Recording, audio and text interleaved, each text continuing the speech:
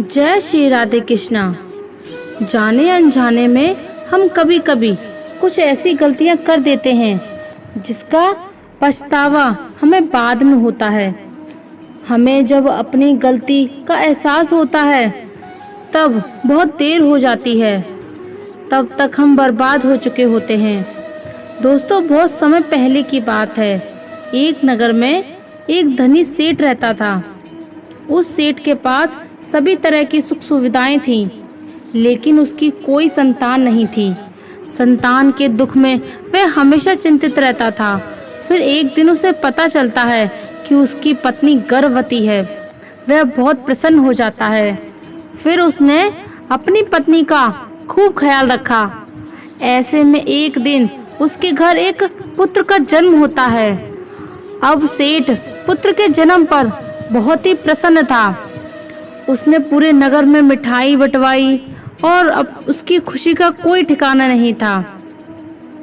ऐसा करते करते समय निकलता है और देखते ही देखते उसका पुत्र बड़ा हो गया और सेठ ने अपने पुत्र को गुरुकुल भेजने का निर्णय लिया ताकि वह वहां पर लिखकर एक विद्वान बन सके। अभी उसके पुत्र की उम्र ज्यादा नहीं थी, लेकिन उसने छोटी ही उम्र में अपने पुत्र को गुरुकुल भेज दिया। गुरुकुल में वह बालक अच्छे से शिक्षा ग्रहण करता, अपने गुरु की सभी आज्ञा का पालन करता। ऐसे में वह बालक वहां का सबसे होनहार विद्यार्थी बन गया।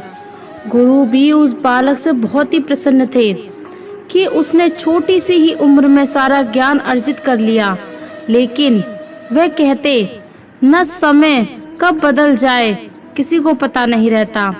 ऐसे ही एक दिन किसी प्राकृतिक आपदा की वजह से उसके माता पिता की मृत्यु हो गई और जब उसके माता पिता की मृत्यु हुई तब तक उस बालक की शिक्षा पूर्ण नहीं हुई थी।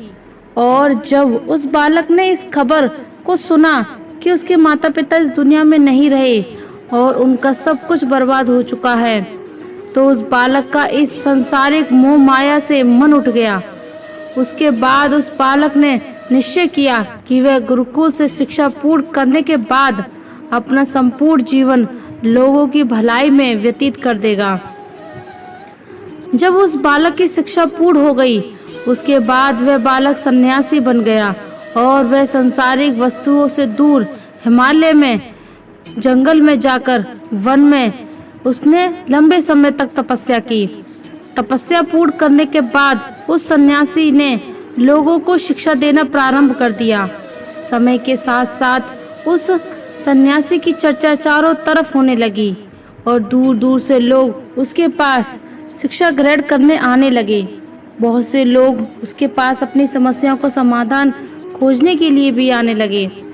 सन्यासी सभी लोगों की समस्याएं बहुत ही आसान से सुलझा देता, जिस वजह से वह पूरे राज्य में मशहूर हो गया था। लेकिन जिस नगर में वह रहता था, उस नगर का राजा एक क्रूर व्यक्ति था। जब राजा को उस सन्यासी के बारे में पता चला तो उस राजा ने उससे मिलने का निश्चय किया। अगली सुबह राजा अपने महल से निकलकर उस सन्यासी से मिलने के लिए निकल गया और सन्यासी की कुटिया में बाहर खड़ा था। और वहां पहुंचकर जब राजा ने उस सन्यासी को देखा तब राजा उस सन्यासी को देखता ही रह गया। उसके चेहरे पर एक अलग ही तेज था। जब वह उस सन्यासी के पास पहुंचा तब राजा को अपार शांति का अनुभव हुआ। उस राजा ने सन्यासी को प्रणाम किया और उनके पास ही बैठ गया और उनसे वार्तालाप करने लगा।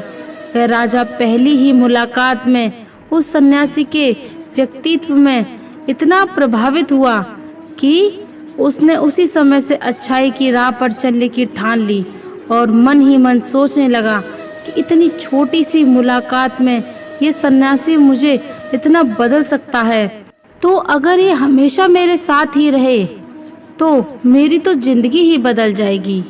और यही सोचकर राजा सन्यासी से महल चलने का आग्रह करने लगा। राजा का आग्रह सुनकर सन्यासी मना नहीं कर पाया और वह राजमहल चलने को तैयार हो गए। फिर राजा सन्यासी को लेकर महल की ओर चल दिया। राजमहल पहुंचने पर राजा ने सन्यासी का खूब आदर सत्कार किया और उसके बाद राजा ने सन्यासी को एक सही कमरे में भोजन करवाया। भोजन के बाद सन्यासी ने राजा को धन्यवाद कहा और राजा से जाने की अनुमति मांगी। ये सुनकर राजा ने कहा कि आप हमारे बगीचे में जब तक चाहे रह सकते हैं। आपको यहाँ पर किसी भी प्रकार की असुविधा नहीं होगी और आप यहाँ रहेंगे तो हमारे प्रजा को भी अच्छा लगेगा और हमें भी अच्छा लगेगा। ये बात सुनकर सन्यासी ने राजा का प्रस्ताव स्वीकार कर लिया। उसके बाद राजा ने सेवकों से कहा कि सन्यासी महाराज के लिए बगीचे में रहने, खाने का, वस्त्र का इत्यादि का प्रबंध किया जाए। राजा की आज्ञा के अनुसार सेवकों ने एक सुंदर कुटिया का निर्माण कर दिया। उसके बाद वे सन्यासी उसी कुटिया में रहने लगे। सन्यासी को उस कुटिया में रहते रहते कई साल बीत गए और इस दौरान राजा ने उनकी खूब सेवा की। एक बार एक आवश्यक काम की वजह से राजा और रानी को किसी दूसरे राज्य में जाना पड़ा, इसलिए उन्होंने एक सेवादार को सन्यासी की सेवा में नियुक्त कर दिया। पर वह सेवादार राजा के जाने के बाद बीमार हो गया और अपने घर चला गया और कभी लौटकर वापस नहीं आया। दोस्तों, इस ज्ञानवर्धक वीडियो का पुण्य पाने के लिए कमेंट में जय श्री राधे कृष्ण जरूर लिख दीजिए, ताकि हमें भी ऐसा लगे कि महान ज्ञान लोगों तक पहुंच रहा है। दोस्तों, ऐसे में राजा जब वापस आया तो सन्यासी ने क्रोध के मारे उस राजा को बहुत कुछ सुनाया और राजा ने कहा कि हे राजन, जो जिम्मेदारी तुम पूरा नहीं कर सकते तो उसे उठाते ही क्यों हो। तब राजा ने सन्यासी से क्षमा मांगते हुए कहा, हे गुरुदेव, यदि मुझसे कोई भूल हो गई हो तो उसके लिए मैं आपसे क्षमा मांगता हूँ। मुझे क्षमा कर दीजिए और आप अपना क्रोध शांत कीजिए और कृपया करके बताइए कि आपको क्या कष्ट हुआ है। यह सुनकर उस सन्यासी ने कहा कि तुम्हारे जाने के बाद मुझे यहाँ पर किसी ने भोजन नहीं दिया और मैं बहुत दिनों तक भूखा ही रहा। मुझे यहाँ पर आकर किसी ने पूछा तक नहीं कि मैं किस हाल में हूँ। यह सुनकर राजा ने सन्यासी से फिर से क्षमा मांगी और कहा, हे गुरुदेव, आज के बाद ऐसी कोई गलती नहीं होगी। और इसके बाद सन्यासी शांत हो गया। जब राजा और सन्यासी के बीच वार्तालाप हो रही थी, तब रानी भी यही सारी बातें चुपके से सुन रही थी और सब कुछ देख रही थी। उसके बाद राजा ने उस सन्यासी को कोई भी शिकायत का मौका नहीं दिया और उसकी खूब सेवा की। परंतु कुछ दिनों बाद राजा को फिर किसी आवश्यक कार्य के लिए अपने राज्य से बाहर जाना पड़ा। लेकिन इस बार राजा ने राज्य से बाहर जाने से पहले अपनी रानी को कहा कि जब तक मैं नहीं आऊं तब तक आप स्वयं सन्यासी की देखभाल करेंगी। ये सुनकर रानी ने कहा कि जी महाराज, आप निश्चित होकर जाइए, मैं सन्यासी महाराज की अच्छे से सेवा करूंगी। उसके बाद रानी हर रोज भोजन बनाकर सन्यासी को भेज देती थी। लेकिन एक दिन रानी नहाने के लिए चली गई और सन्यासी को भोजन देना भूल गई। सन्यासी ने काफ़ी देर भोजन तक का इंतज़ार किया, लेकिन जब भोजन नहीं आया तो सन्यासी सोच में पड़ गया कि आज खाना क्यों नहीं आया। उसके बाद सन्यासी ने सोचा कि वह खुद महल में जाकर देखेगा कि आखिर अब तक खाना क्यों नहीं आया, और फिर महल पहुंच गया।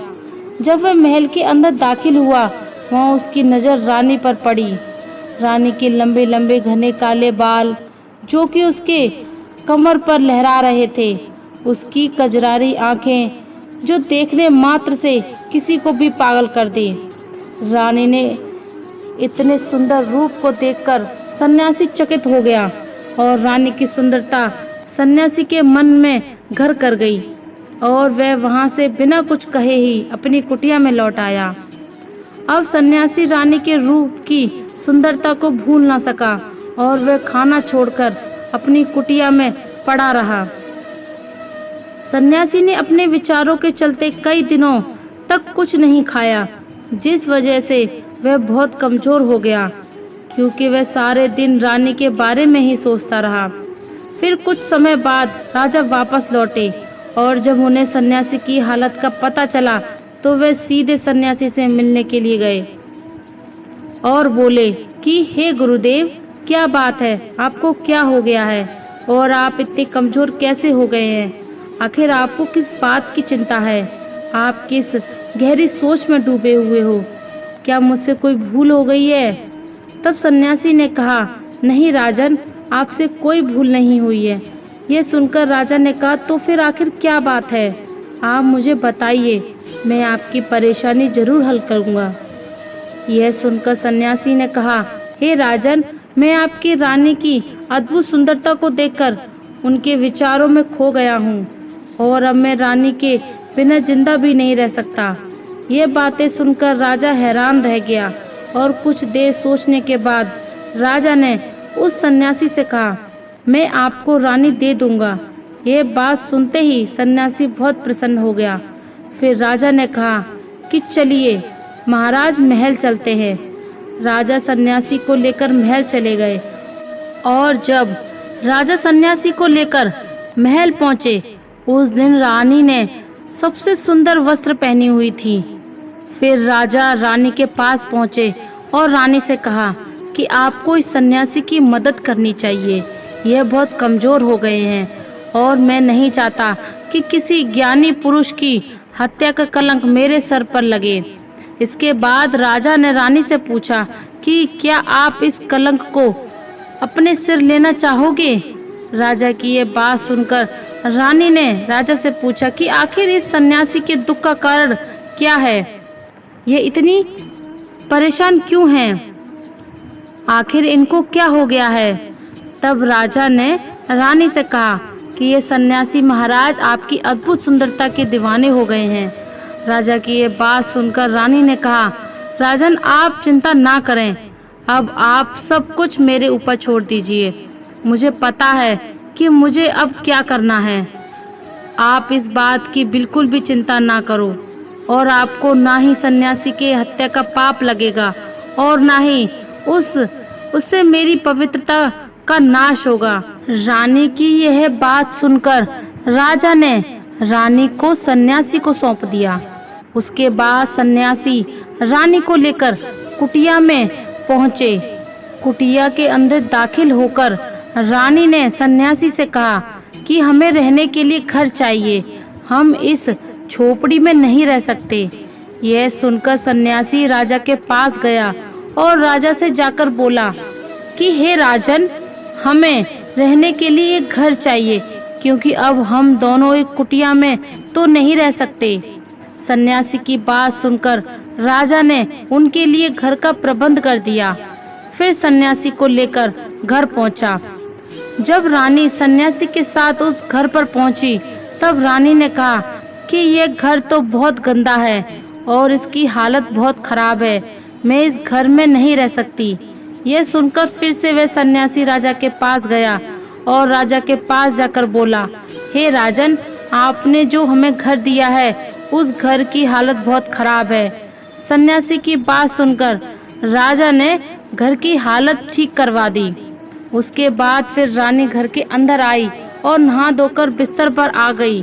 फिर सन्यासी भी बिस्तर पर आ गया। फिर उसके बाद रानी ने सन्यासी से कहा कि मैं आपको पता है आप कौन हैं और अब आप क्या बन गए हैं। आप एक महान सन्यासी थे जिसके लिए राजा स्वयं सारी सुविधाएं उपलब्ध कराते थे। ऐसा सन्यासी जिसके पास लोग दूर दूर से ज्ञान ग्रहण करने के लिए आते थे, जो लोगों को सत्य की राह दिखाया करते थे, जो लोगों की समस्याओं को समाधान करते थे, जिनको सभी लोग सर्वश्रेष्ठ गुरु मानते थे, जिनकी लोग भगवान के रूप में पूजा किया करते थे। और आप अपने वासना के कारण मेरे गुलाम बन गए हैं। रानी की ये सारी बातें सुनकर उस सन्यासी को बहुत ही बड़ा झटका लगा और उसे महसूस हुआ कि वह तो एक सन्यासी है और वह ये सब क्या कर रहा है। वह वहां से जोर से भागता हुआ बाहर आ गया। वह तो इन सारी सुख सुविधाओं को छोड़कर शांति की तलाश में वन में चला गया था। जब सन्यासी को सुध बुध आई तो वह जोर जोर से रोने लगा और चिल्लाने लगा और रानी से कहने लगा, मुझे क्षमा कीजिए महारानी, मैं ये क्या करने जा रहा था। मैं अभी इसी वक्त आपको राजा के पास सौंप करता हूँ। सन्यासी की ये बात सुनकर रानी ने सन्यासी से पूछा कि हे गुरुदेव, मेरे मन में भी एक प्रश्न उठ रहा है, कृपया मेरे प्रश्न का उत्तर दीजिए। रानी की ये बात सुनकर सन्यासी ने कहा, पूछो तुम्हारा क्या प्रश्न है। फिर रानी ने कहा, जब आपको उस दिन भोजन नहीं मिला तो बहुत क्रोधित हो गए थे। तब मैंने आपका ये रूप पहली बार देखा था और तभी से मैं आपके व्यवहार में परिवर्तन महसूस कर रही हूँ। ऐसा क्यों हुआ गुरुदेव? आखिर आपको इतना क्रोध क्यों आया? आपने तो शांति की प्राप्ति कर ली थी। रानी की बातें सुनकर सन्यासी ने कहा कि जब मैं वन में था तो मुझे समय पर भोजन नहीं मिलता था, लेकिन जब मैं महल में आया तो महल में आने के बाद मुझे सारी सुख सुविधाएं प्राप्त हुई और फिर मैं इन सभी सुख सुविधाओं के आदी हो गया और मुझे इसके प्रति लगाव उत्पन्न हो गया और फिर मुझे इसको पाने का लालच उत्पन्न हो गया। जब मुझे नहीं मिला तो मेरे अंदर क्रोध उत्पन्न हो गया। फिर सन्यासी ने कहा, महारानी, अगर इच्छा पूरी ना हो तो क्रोध उत्पन्न होता है, अगर इच्छा पूरी हो जाए तो लालच ज्यादा हो जाता है। सन्यासी ने आगे कहा, ये इच्छा की पूर्ति ही मुझे वासना के द्वार पर ले आई, इसलिए मैं आपके प्रति आकर्षित हो गया। इसके बाद वह सन्यासी महाराज और महात्मा रानी को लेकर राजा के पास पहुंचा। अब सन्यासी राजा से बोला, हे राजन, मुझे क्षमा कीजिए, मुझे अपनी गलती का एहसास हो गया है। यह लो आपकी रानी, मुझे ये सब नहीं चाहिए। मैं अपनी इच्छा में वशीभूत होकर यह गलत कार्य करने जा रहा था और अपने जीवन को बर्बाद कर रहा था, लेकिन अब मुझे सब कुछ समझ आ गया है।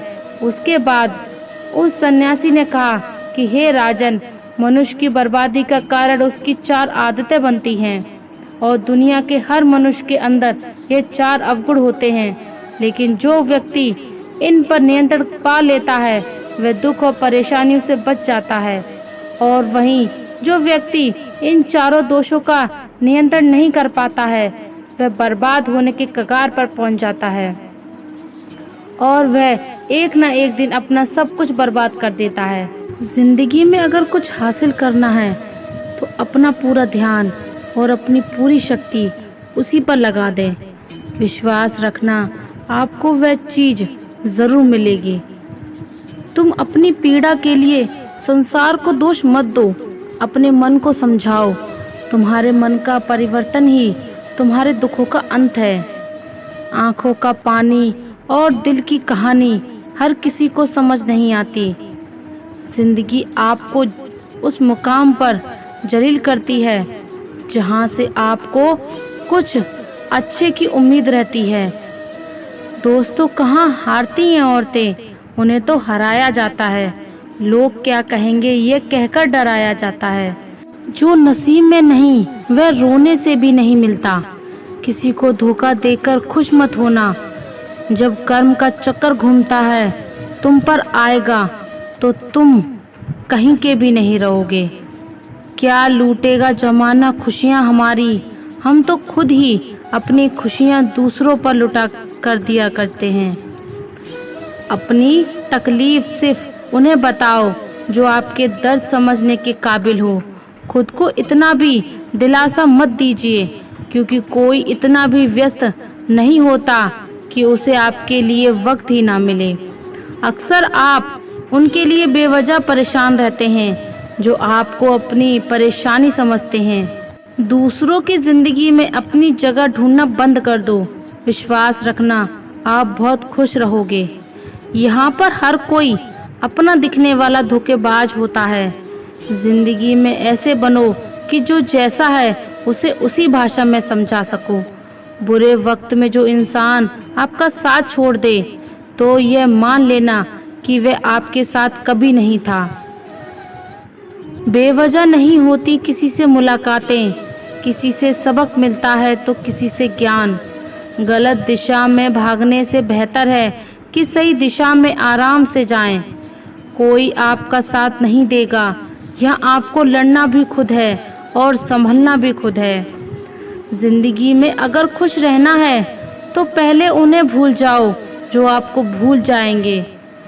किसी जितनी कम उम्मीद रखोगे जिंदगी में उतने ही खुश रहोगे। अगर किसी के स्वाभिमान पर बार बार चोट पहुंचाई जाए तो रिश्ता कितना ही प्यारा क्यों ना हो, आखिर में टूट ही जाता है। लोग चाहते हैं कि आप बेहतर करें, लेकिन लोग ये नहीं चाहेंगे कि आप उनसे बेहतर करें। कभी समय निकालकर अपनी कमियों पर गौर करना चाहिए, इससे आपकी दूसरों की आईना दिखाने की आदत छूट जाएगी। पेड़ कभी डाली काटने से नहीं सूखता, वह हमेशा जड़ काटने से सूखता है। इसी तरह इंसान अपने कर्म से नहीं, अपनी गलत सोच और व्यवहार से गिरता है। पेड़ की डाली से गिरता हुआ पत्ता भी बहुत कुछ सिखा देता है कि अगर जिंदगी में तुम बोझ बन जाते हो तो अपने ही तुम्हें गिरा देते हैं। अगर आपको किसी बात का घमंड आ जाए तो शमशान का एक चक्कर लगा लेना, क्योंकि वहाँ तुमसे भी ज़्यादा शक्तिशाली लोग राख बने पड़े हैं। शिकायतों की भी एक इज्जत होती है, इसलिए ये हर किसी से नहीं की जाती। दूसरों की सोच से अधिक करके दिखाना, बस यही आपकी सफलता है। तो दोस्तों, उम्मीद है आज का वीडियो आपको ज़रूर पसंद आया होगा। अगर वीडियो अच्छा लगा हो तो कमेंट में मन से जय श्री राधे कृष्ण ज़रूर लिख दीजिए, और ऐसे ही वीडियो और पाने के लिए हमारे चैनल को सब्सक्राइब करें, वीडियो को लाइक करें, ज़्यादा से ज़्यादा शेयर करें। धन्यवाद। जय श्री राधे कृष्ण।